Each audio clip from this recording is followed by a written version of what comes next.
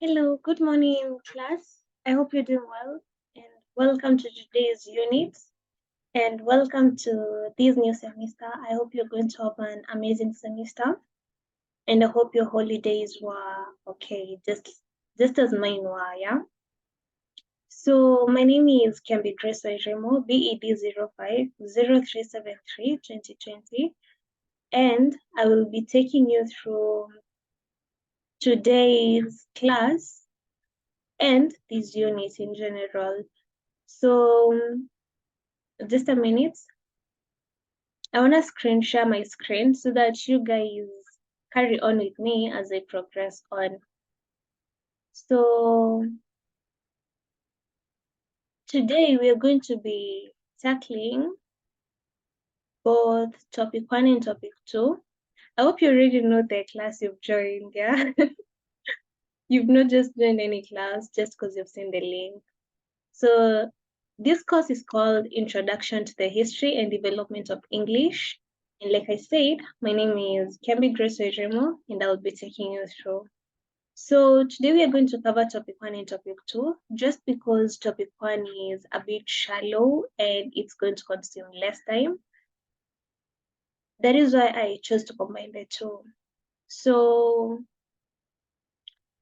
again, welcome to topic 1.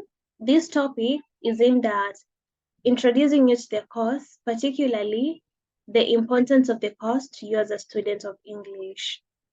So some of the learning outcomes, by the end of this topic, you should be able to justify the need for students of English to study the history of the English language. So I'll move on to the introduction.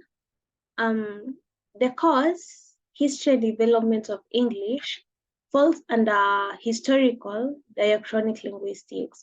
So what the historical diachronic linguistics means is it studies how language changes over time. You know, the same English that was learned in the 1800 AD is not the same.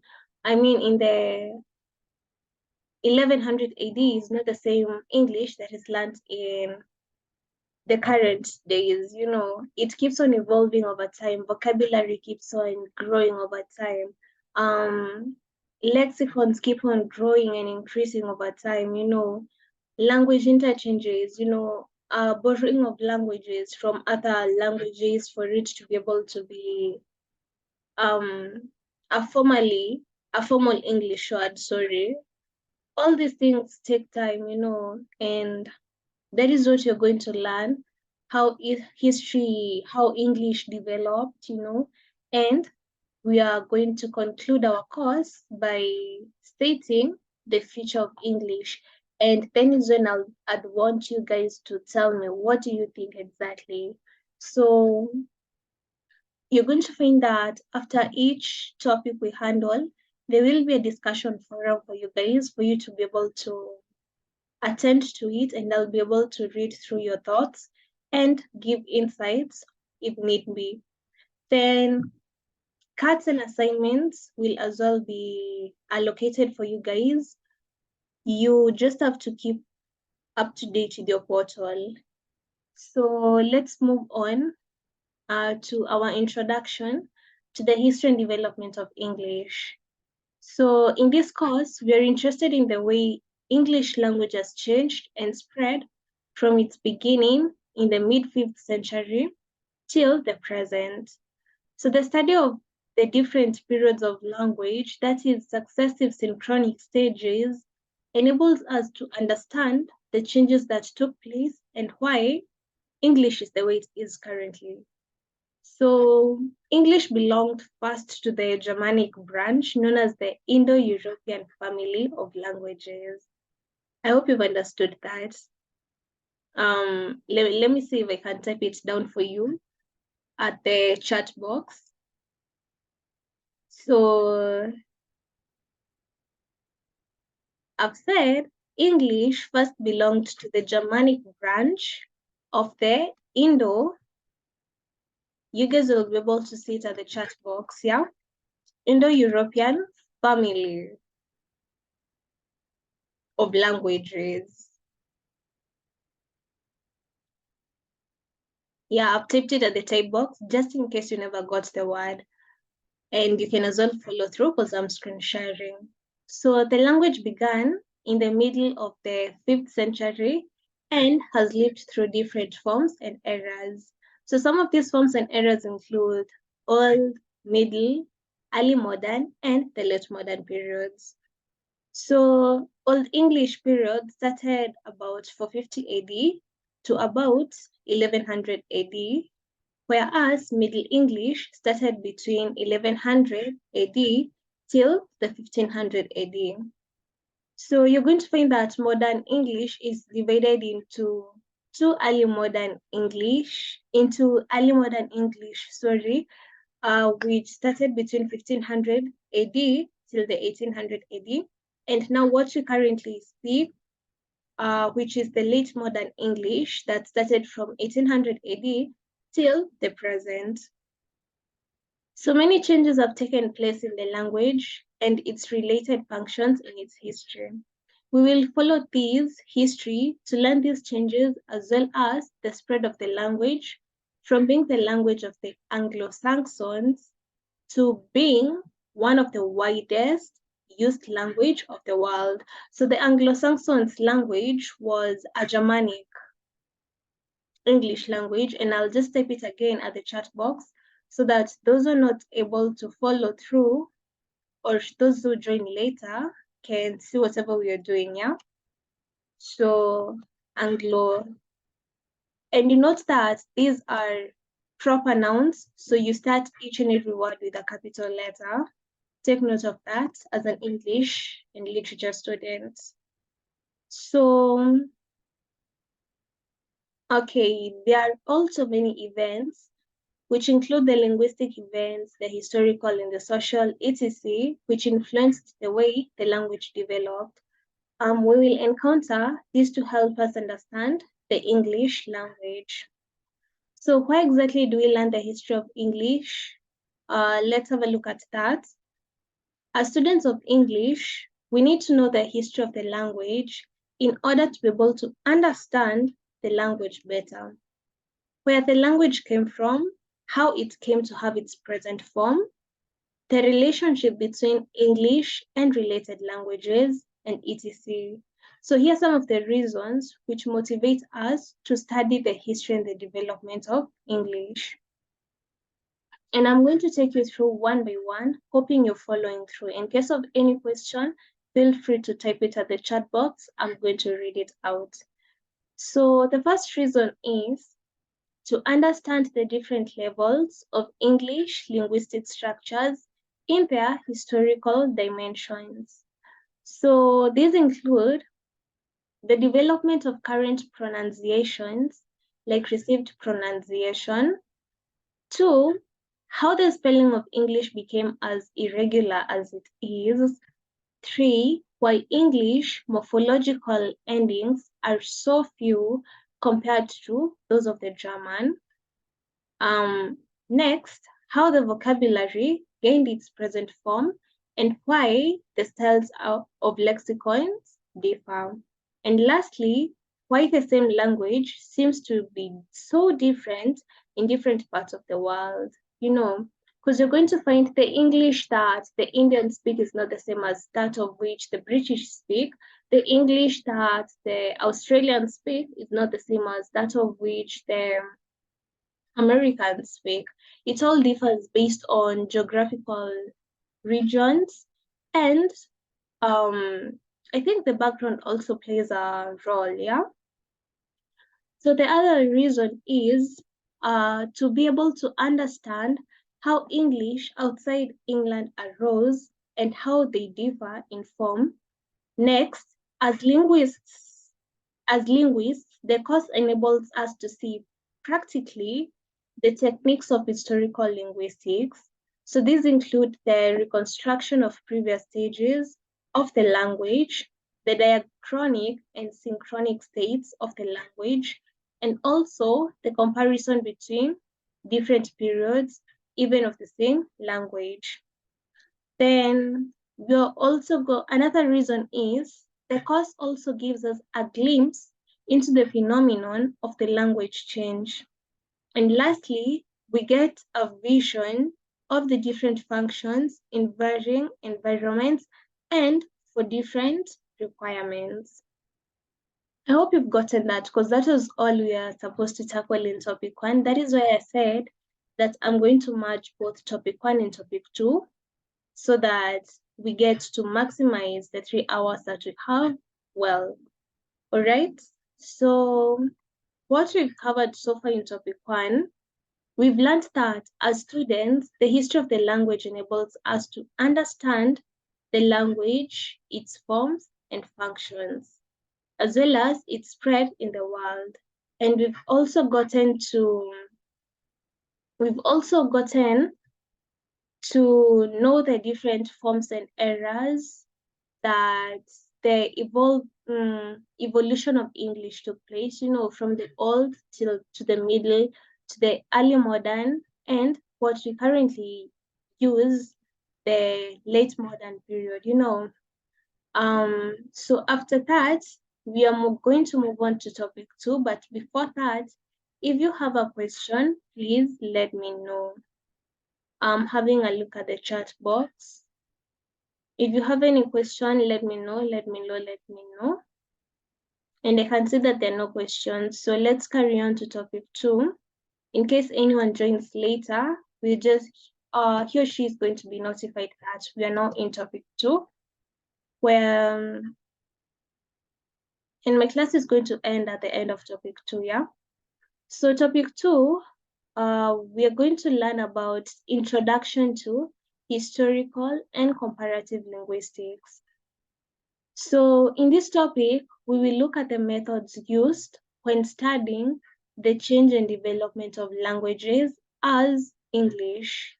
That is the historical linguistics. So some of the learning outcomes that I expect from you as a student, as my student, is by the end of this topic, you should be able to identify and describe the techniques of historical linguistics. And you should be able to assess the advantages and the disadvantages of these techniques. Yeah? So I hope you're together till there.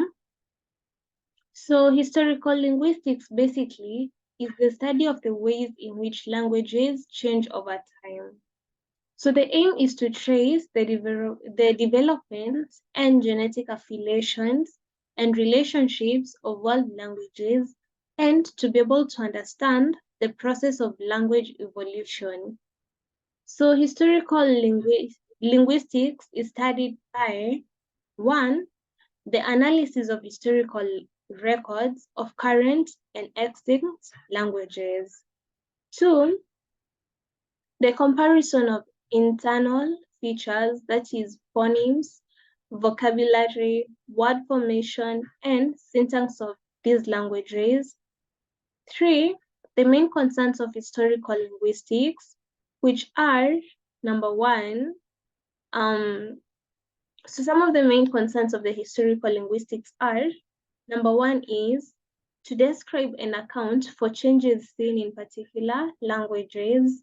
Number 2, to reconstruct the prehistory of languages and determine their relatedness.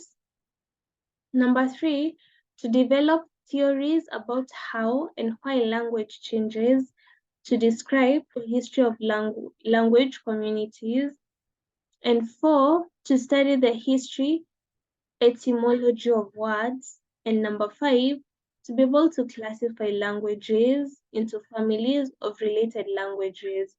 Example, Indo-European languages or the Niger-Congo languages. So that's what that means, is intertwining languages. If English from region A is sort of similar to that of region B, so that will be the two regions, the languages of the two regions can be intertwined to form one basic family. For instance, what they have stated here, Indo-European family, which is Indo from the German and European from the Europe side, meaning that the two languages sort of relate in one or another, either syntactical or phonemically, or their vocabulary sort of relate, or their word formations, or there are certain structures as well. So when you pick the two, then that is what forms a family, which is what we have here as the Indo-European family. And using the example that I've given, that will be region A, region B family, since the two languages, since the two English languages sort of relate in one way or another. I hope you're together till there. So next we're going to move to methods of historical linguistics. So there are several methods which linguists have developed to establish that certain languages are genetically related, and also to recover the history of individual languages and language families. I believe I've already explained what language families are. If you have any question, please just type it at the chat box. I'm going to be able to read it out aloud for the whole class to listen. So, sorry about that. The first method is the comparative method. And this is the primary tool of historical linguistics. It is a way of identifying relatedness among languages in the absence of written records. So this is basically, what do you call it? Pronunciation, anything else that is not written, which I think is what we call phonemic. Yeah. So basically, comparative method is mostly related to phonemes, that is sounds and sound production. So it is a way of identifying relatedness among languages in the absence of written records. So this method compares languages which are presumed to be related to look for regular sounds, yeah, phonemes, that is, correspondence. So the correspondence are based on what is generally known about how languages can change. So the correspondence are then used to reconstruct the best hypotheses about the nature of the common ancestor language from which the said languages descended from. So the comparative method can be used to reconstruct languages for which no written record exists, because what you're dealing with is sounds. Yeah. So an example is the Germanic language, German, German, Dutch, English, Norwegian, Swedish, Danish, Icelandic, Yiddish, Faroese, and Gothic languages. So this can be compared to reconstruct Proto-Germanic, which is not preserved in writing. I hope you're together. So the method is only used to study genetically related languages, that is, languages that are descended from the same ancestor. The method aims to distinguish genetic linguistic descent from resemblances that result from cultural contact between contemporary languages, that is, borrowing language from that of Kitambo there before. And an example, 30% of Persian vocabulary originates from Arabic, yet Persian is an Indo-European language, while Arabic is a semantic language. The short vocabulary is as a result of borrowing due to Arab conquest of the Iran. So I hope you're together that the comparative method is basically a primary tool of the historical linguistics. And it combines languages that are related in either one way, form, or manner. And the combined languages come together to form one family or one language, So for instance, Germanic languages, and take note of these, that for comparative method, the combination of the relatedness of languages must originate from one common ancestry. So there should be a link that combines the two. It's not that one language from the blue coming together with another language from the blue. No, there should be root that connects to these languages. For instance, just as we've read, Persian vocabulary, around 30% of it originates from Arab, yet Persian is an Indo-European language, while Arabic is a Semantic language. Despite the two being different, there was one origin, or there's a root that connected the two, hence resulting to borrowing of languages. And what connected the two is the Arab conquest of the Iran. I hope you're together. And also, using the other example that I've given, you're using the Germanic languages, that is German, Dutch, English, Norwegian, Swedish, Danish, Icelandic, Yiddish, Faroese, and Gothic. Using these languages, a family can also be created, which is what we refer to as the Proto-Germanic. And you're going to find that this is nowhere indicated, it's nowhere preserved in writing. Just like I said, the comparative method is one that it is a way of identifying relatedness among languages in the absence of written records, in other words. So you're going to move to steps in the comparative method. There's no strict ordering of the procedure, but linguists generally agree on the basic steps. In addition, these steps are repetitive and cyclic. So step A, this is assemble cognate lists. So cognates are words that have a common origin, e.g. English, chief, and French, chef. English, we say knight, whereas in Dutch or German, we say na. Latin, we say nox, and Scots, we say niche. In English, we say milk, whereas in Russian, we say moloko. So the three groups of words above are cognates. That is to mean words that have a common origin. So cognates may or may not have the same meaning as long as they have a common origin. For instance, in English, when they say chief, chief is to mean a leader of a certain location, yeah? But then in French, they say it as chef. What we refer to as chef in English is a person that cooks. So they two have a common origin, but then the meaning is not the same. So another one is, in English, we say dish, and in German, we say Fisch to mean table. In English, we say Stab, and in German, they say it as Stebe to mean die.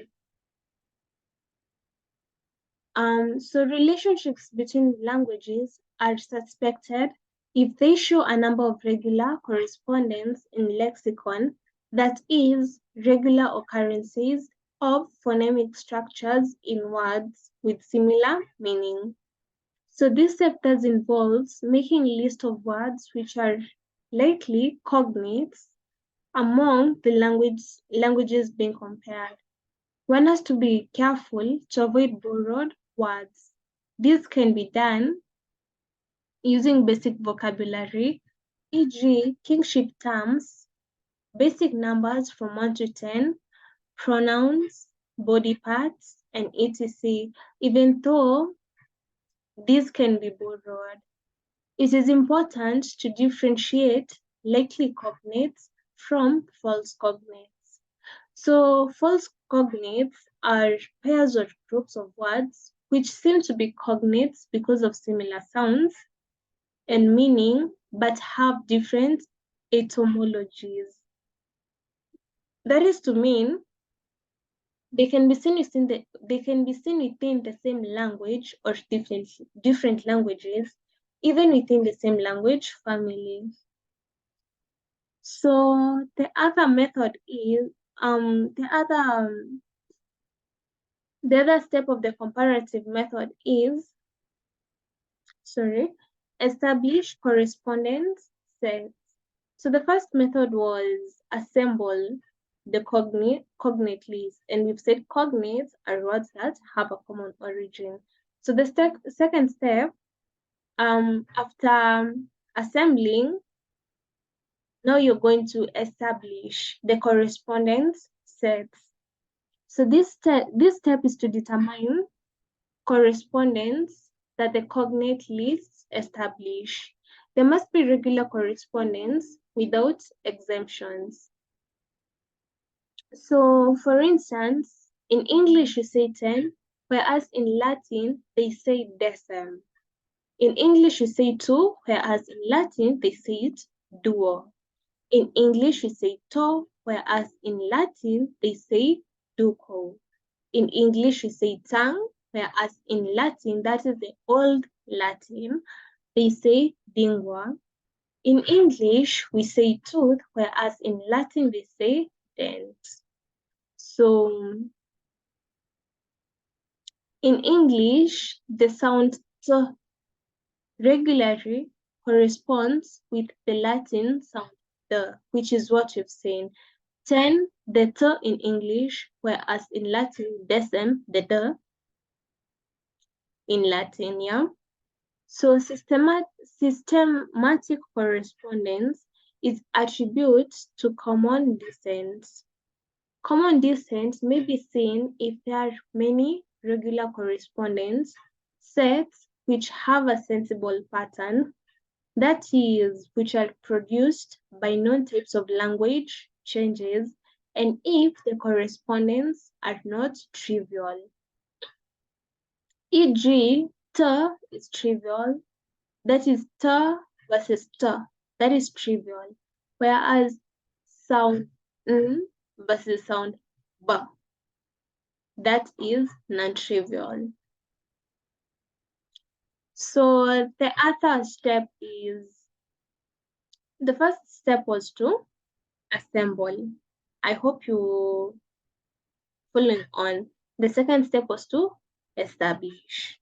Now the third step is to discover the sets in complementary distribution.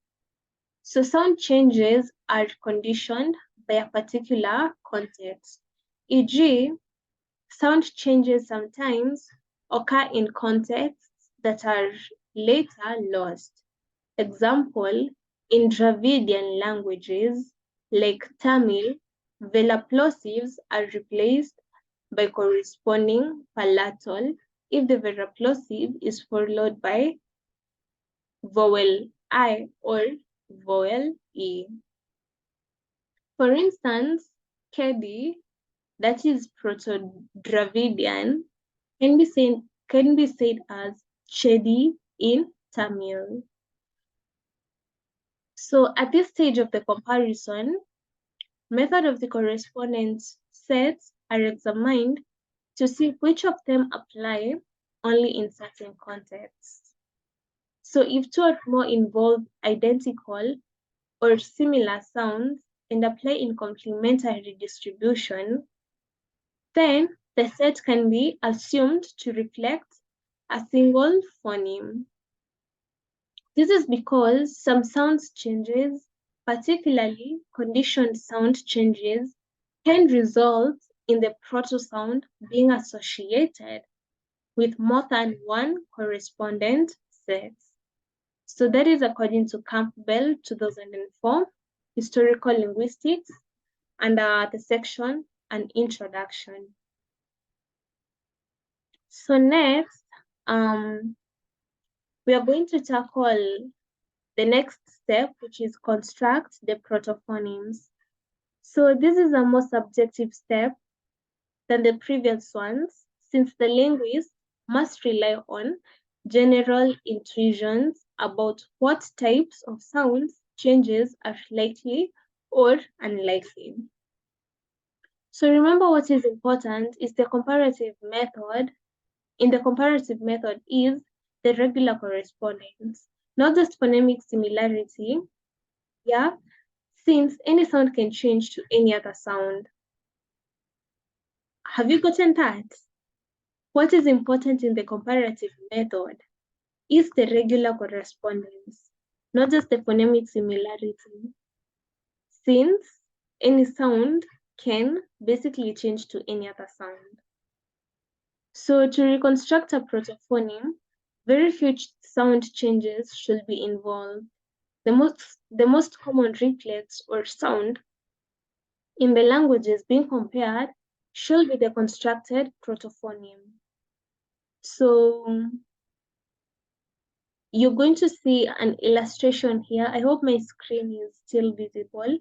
You're going to see some illustrations here where L1, L2, L3, L4. So these are the languages basically where you find an L, that is language 1, language 2, language 3, language 4, language 5, and language 6. So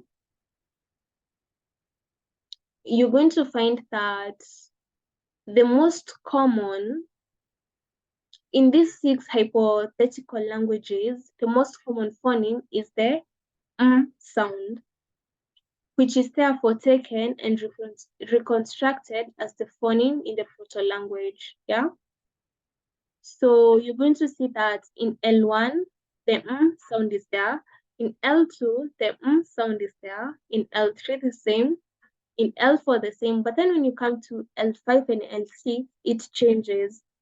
In L5, it becomes In L6, it becomes B, which is what we tackled and which is what we've tackled and let's see, which is what we've tackled and establishment of the correspondence sets, yeah, where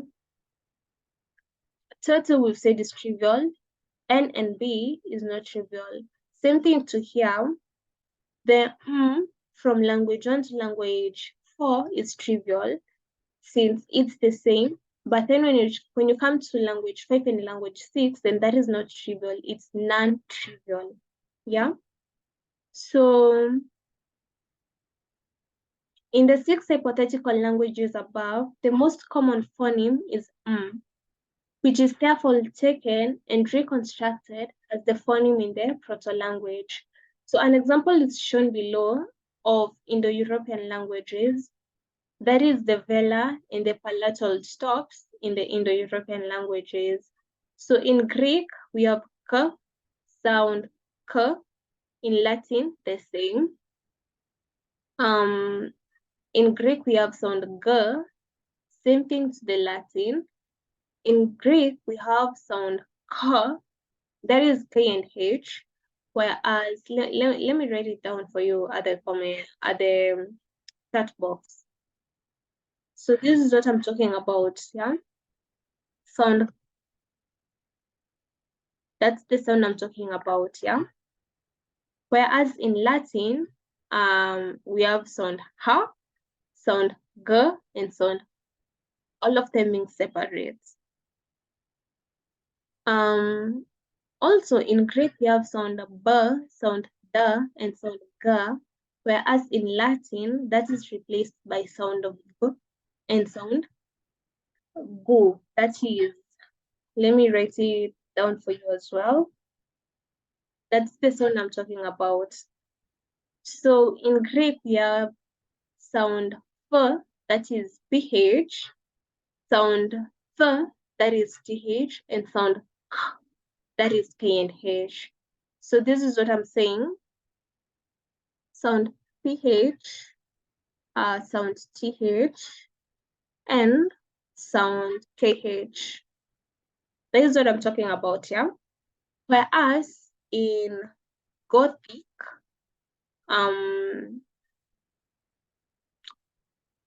yeah, in Gothic, Sanskrit, and Slavic, the same also happens. You'll find that these phonemes are different, yeah? Whereas in some, they're similar. For example, what you've just seen, in Greek and Latin, when you come to sound k and sound g, So next step, we have examine and reconstruct. We go back to the previous step so that you get to follow up. Our first step was to assemble. Our second step was to establish. Yeah, our third step was to discover. Our fourth step was to construct, now after the discovery. And now our last step, it is to examine the reconstructed system typologically. So the linguist takes all the protophonemes reconstructed at this step, which is step D, and checks how the system fits with topological constraints, for example, in the system below. That is sound p, t, k, then sound b, then sound and sound You get to know that these are nasal sounds, yeah? Sound p is plosive, same as sound b, it's also plosive. Then sound l, that is trill. I think so it's trill or tap. Confirm for me at the comment section. But then I think it's trill. So the linguist may become suspicious because languages tend to maintain symmetry in phonemic inventories, but this system only has one voiced plosive, whereas it has three voiceless plosives. In addition, the system has only alveolar and velar nasals and no labial nasal. Have you gotten that? That the system only has alveolar and velar nasals. It doesn't have the labial nasals. So the linguist then revisits, and you're going to find these sounds under the unit known as phonemic and phonology, which is what I'll be teaching you. But then in another course, yeah. So yeah, that will help you have a better understanding of what you're covering right now. It's being your first year in university and your first semester. So the linguist then revisits the cognates or adds more to look for more evidence of the presence or absence of these phonemes. So one needs to find out if they may have disappeared in language change, or if the existing phonemes from each other earlier phonemes, e.g. whether B changed to or if say and changed from the and G respectively, and etc. So the comparative method refines the family tree structure by identifying languages sharing common features and thus forming a family group or subgroup. So the other method is known as the internal reconstruction. The first method was comparative method, yeah, where we said that it is the primary of historical linguistics, and also it's not written, it's not noted down. It's basically phonemes. Phonemes are basically sounds. So this is where languages from the same origin or from the same root or resulted by a specific item are matched together to form a family or a subfamily.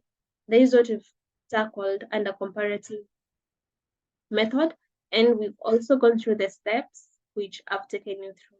So the second method is the internal reconstruction. Yeah, I hope no one is lost. We're together. Yeah. So in the internal reconstruction, let me expand my screen so that you guys can be able to read along. So in the internal reconstruction, it is a method of reconstructing an earlier stage in the history of a language using only language internal evidence of the language in question. The method compares variant forms mostly, but not always phonological. No, that is the difference between internal reconstruction and comparative. Comparative was majorly phonemic, but then in internal, it's not always phonological. Within a single language, with the assumption that they descend from a singular regular form. This is unlike the comparative method, which compares variations between languages. So the method begins with a synchronic study of a language.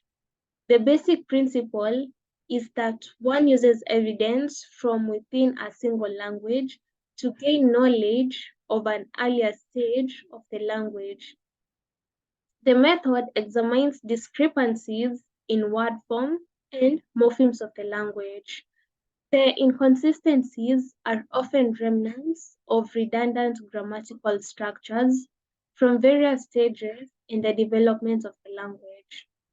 The technique attempts to recover the earlier condition and demonstrates the process of innovation or change that occurred.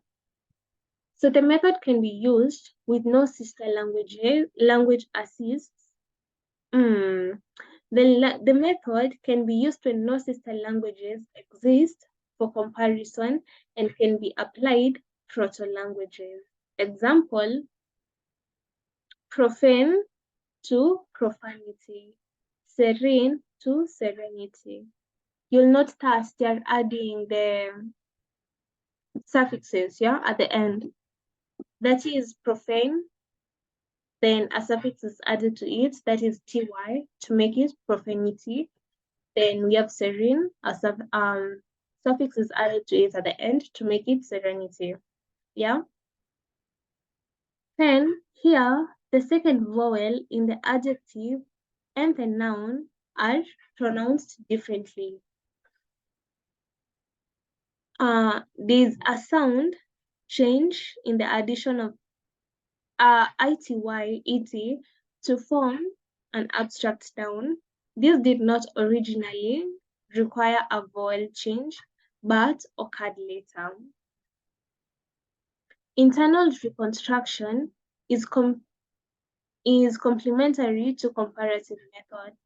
It explains inconsistencies in the statistical occurrence of sounds, asymmetry or gaps in the corresponding sets, as well as sound changes in languages. It thus identifies specific changes in the structure of languages which have contributed to an overall change in their phonological system.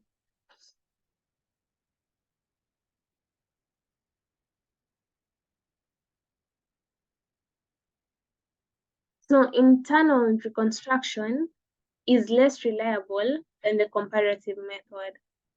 This is because many changes that occur naturally over time eliminate language structures in unrecoverable ways. For example, the replacement of lexemes by completely different words, Old English insinuals replaced by present-day ground, mergers or loss of grammatical categories, e.g., English dative and instrumental cases.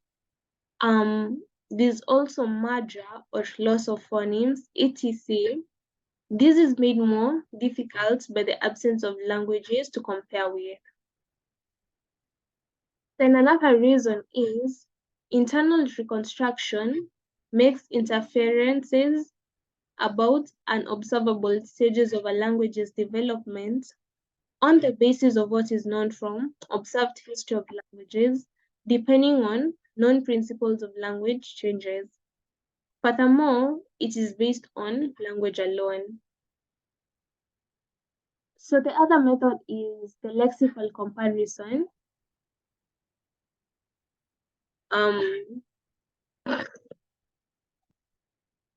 Sorry.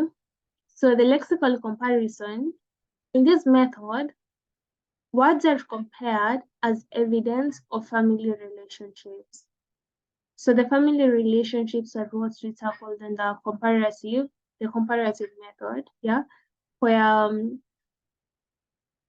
two languages merge together either due to the same ancestry or due to a certain root to form a family language or a subfamily language. Yeah? For example, the Indo-Persian family language. So in the lexical comparison, we choose another method. In this method, words are compared as evidence of family relationships. So this depends on likely looking cognates. The problem is that one cannot definitely determine whether they are residuals of common origin or are similar due to chance or for any other reason. Lexical comparisons seldom have convincing results without the support of additional criteria, e.g., sound correspondence and morphological agreements. So the method uses basic vocabulary, that is non-cultural vocabulary, such as words for body parts, close skin, low numbers, and frequently encountered aspects of the natural world. The method is done through multilateral, that is mass comparison, where you get to compare bigger elements so as to be able to paint the similarities among the elements, yeah? So it is based on lexical lookalikes by visual inspection. That is looking at many languages across a few words. Lexical similarities shared across many languages alone is taken as evidence of a genetic relationship. So this is the main method used by Greenberg to study the Native American languages in 1987. The resemblance must be investigated to determine whether they are inherited from a common ancestor or a chance resemblance or are a result of borrowing. This is not done by lexical comparison, so the results are many times erroneous. I think an example is comparing some of the lexicals of the British English to those of the Indian English. For example, the British English may tend to say, should they say film, whereas the Indians refer to the same as photos, yeah? The British English may tend to use the word pavement, whereas the Indian English may tend to use the word footpath. Yeah. Then we also have another example is Swahili to English, So, for example, the word sufuria, which is a Swahili word, has been borrowed from Swahili and is now used as an English word when it comes to the English vocabulary. Yeah. We also have let's see. In Indian English, they refer to chemist, which is I think it's British, but then in India they refer to the same as a pharmacy. It's either that or I've interchanged the two. I'll confirm for you then. I'll update you on the next class, yeah? But that is what this basically means. Comparison between lexicals from one geographical region to another. Then you use the words that, so what they basically said is words that tend to appear more on certain regions or certain geographical regions are what is combined to be able to form, a language or a family. So moving on to grammatical evidence, this is another method, yeah? We first started by the comparative method, then later moved on to the internal reconstruction method. Thirdly, we tackled the lexical comparison. Then the last method is the grammatical evidence. I hope you followed through till where we are right now. So the grammatical evidence, this method uses morphological similarities to establish language families. The aim is to discover significant resemblance that prove genetic relationships. I hope you've gotten that right, yeah? That this method uses morphological similarities to be able to establish language families. The aim is to discover significant resemblance that prove genetic relationships. So morphological correspondence is accepted as an important source of evidence for distant genetic relationships. E.g., B in Indo-European languages. These languages are hard to read, but let's try them. So the first column we have languages. The second column we have third person in singular. That column we have third person in plural. Then the fourth column we have first person in singular. Yeah? So the first language is the Sanskrit, where the form of B, which is in Indo-European languages, they refer to it as asti, whereas the third person plural is santi, and the first person singular is asmi. Then we have Latin. The language is Latin, yeah. So Latin, the form of B in Indo-European language, in that person singular, they refer to it as est. In that person plural, it's sand, whereas in first person singular is Greek is the language. In that person singular, it's st. In that person plural, it's ac. In first person singular, it's amy. Gothic is the language. In that person singular, it's east. In that person plural, it's sind. In first person singular, it's English is the last language. And you note that we are dealing with the form of B in Indo-European languages, yeah? So in English, the third person singular is, the third person plural is are, and the first person singular is You're going to find that all these in one or another are somehow similar, yeah? So here, the morphemes are used to prove that there's a relationship between languages, which is exactly what I've said, that despite the languages being different, you can sort of see that there's a small or a huge similarity between the forms of B, yeah, in the Indo-European languages. So there's a relationship between the languages, and this is done with a wide range of morphological items. Sometimes, however, the respondents may have non-genetic explanations. So that was all that we had to do for the methods. And in summary, the techniques discussed in this topic are used together to make the study and classification of world languages easier and reliable. Since you get an opportunity to be able to relate one language from another, to be able to, you also get an opportunity to be able to know which languages can be combined to form a family, which languages can be combined to form a subfamily. Yeah? So the comparative method is the primary technique used, but the others are used to complement it. So that means that the origin is from the comparative method, which we said deals with phonemes, all the way till the grammatical evidence, which we found that it deals with now the lexicals, which are the words, reconstruction of the words, reconstructions of the sound to form words, and words to form sentences. So that is basically what we tackle in the both units, that is topic 1 and topic 2. And I hope to see you in our next class.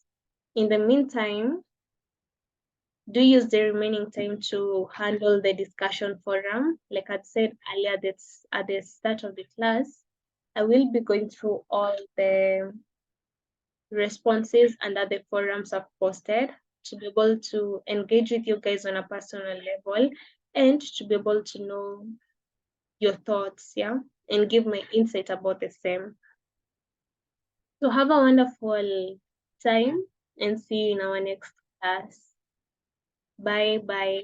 And then the notes will be at your portals, both the PPT that I was using to screen share and the notes in Word documents. So you won't have an excuse if there were no notes, I've put the notes in your portals. Do take your time to have a look at them. Have a good time and see you in our next class. Goodbye.